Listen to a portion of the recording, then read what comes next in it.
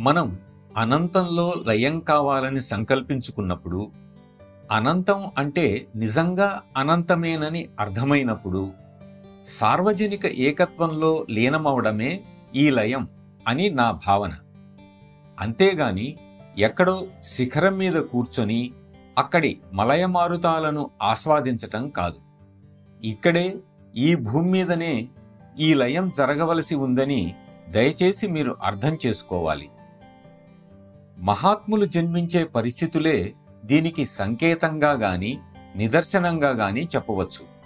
వారెప్పుడూ సామాన్య ప్రజల వలె జన్మిస్తారు. వారు ప్రతి విషయంలో కూడా సామాన్యంగా ఉంటారు. వారిలో ఏ ప్రత్యేకత కనపడదు. వారి వంశంలో గాని, వారి జీవిత పరిస్థితులలో గాని, వారి విద్యాభ్యాసంలో గాని ప్రత్యేకత ఎక్కడా కనపడదు.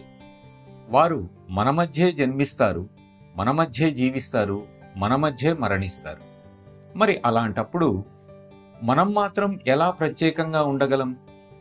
మన సమస్యలలో మాత్రం ప్రత్యేకత ఏముంటుంది? సగటు మానవ సాధు జీవితంలో ప్రత్యేకత ఏమీ లేదు.